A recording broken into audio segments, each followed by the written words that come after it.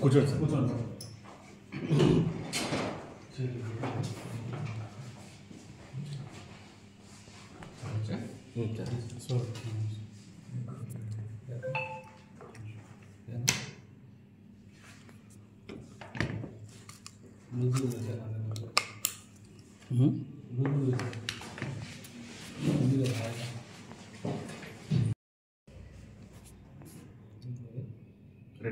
Good evening to all.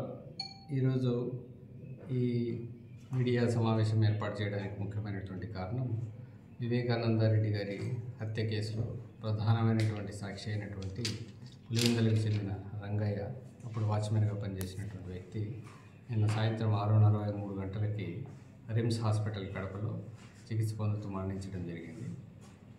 నిన్న మధ్యాహ్నం 12 గంటలకు అస్వస్థతతో బాధపడుతున్నటువంటి అతన్ని పులివెందుల గవర్నమెంట్ హాస్పిటల్కి తీసుకొని పోవడం జరిగింది. అక్కడ నుంచి రిమ్స్కి తరలించడం జరిగింది. రిమ్స్లో చికిత్స పొందుతూ మరణించారు. ఈ యొక్క వివేకానంద రెడ్డి హత్య కేసులో ప్రధానమైనటువంటి ముద్దాయి చనిపోవడం ఒక హై ప్రొఫెషనల్ మర్డర్గా మనము అనుమానిస్తూ ఉన్నాము. దీంట్లో భాగంగా బ్యాక్గ్రౌండ్లో ఎవరి ప్రమేయం ఉంది, అదేవిధంగా ఈ అనుమానాన్ని అన్ని కోణాల్లో కూడా దర్యాప్తు చేయడం కోసము ప్రయత్నాలు చేస్తూ ఉన్నాము. దీంట్లో భాగంగా ఇంతకుముందు కూడా ఇదే విధంగా ప్రధానమైనటువంటి సాక్ష్యం 2019 నుంచి 24 మధ్యలో 5 నుంచి 6 మంది చనిపోవడం జరిగింది. అందులో భాగంగా శంకర్ రెడ్డి 2019లో చనిపోవడం జరిగింది. అదేవిధంగా గంగాధర్ రెడ్డి 2022లో చనిపోవడం జరిగింది. వైఎస్ అభిషేక్ రెడ్డి 2024 సెప్టెంబర్లో చనిపోవడం జరిగింది. నారాయణ అనే వ్యక్తి చనిపోవడం జరిగింది. ఇప్పుడు రంగన్న 2025 మార్చిలో చనిపోవడం జరిగింది. ఇంతకుముందు కూడా సాక్షులు చనిపోయిన క్రమంలో పోలీసులు వాళ్ళ చనిపోయారు, సిబిఐ వాళ్ళ ద్వారా చనిపోయారు అనేసి విధంగా అసత్య ప్రచారం చేస్తూ ఉన్నారు. దీన్ని అన్ని కోణాల్లో దర్యాప్తు చేస్తూ ఉన్నాము. దీని వెనక ఎవరున్నారు, ఎందుకు ఇలా చేస్తున్నారు, ఆ ప్రధానమైనటువంటి కేసులో భాగంగా దీన్ని కప్పిపుచ్చే ప్రయత్నాలు ఏమైనా జరుగుతున్నాయా అనే అన్ని కోణాల్లో కూడా ఈ కేసుని దర్యాప్తు చేయడం జరుగుతుంది. దీనికోసం ఒక ప్రత్యేకమైనటువంటి టీంని ఏర్పాటు చేయడం జరిగింది. ఆ టీం సైంటిఫిక్గాను మిగతా అన్ని రంగాల్లో అన్ని డాక్యుమెంట్స్ని వెరిఫై చేయడం జరుగుతుంది.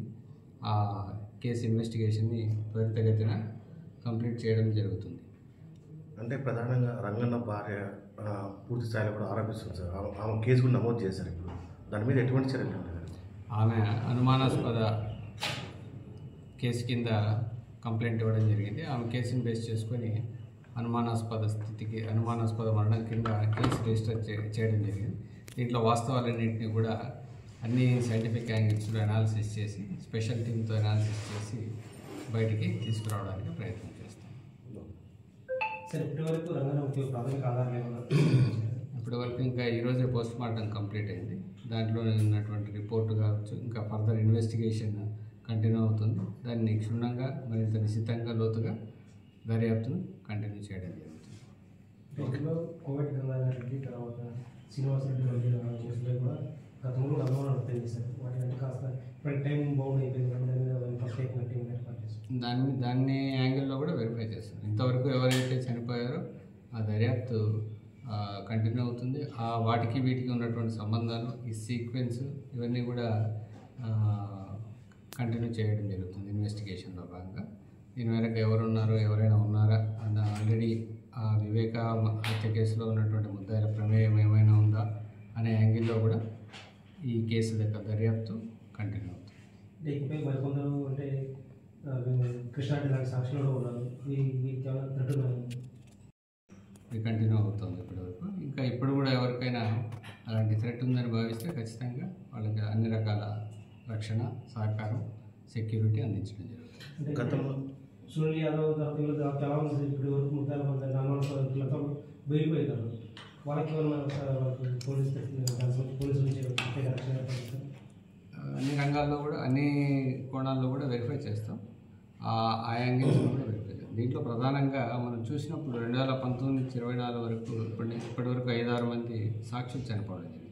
కాబట్టి సాక్షులు ఎందుకు చనిపోతున్నారు, దీని వెనక ఏమైనా ఉందా, ఏ కారణాలతో చనిపోయారు, ఏ పరిస్థితుల్లో చనిపోయారు అనేటివి ఆరోగ్యకరమైనటువంటి కారణాల వెనుక 5 సంవత్సరాల్లో 5-6 మంది చనిపోవడం అనేటటువంటిది ఒక విస్తుగొలిపే విషయంగా భావిస్తూ దర్యాప్తును కంటిన్యూ చేయడం జరుగుతుంది. ఓకే.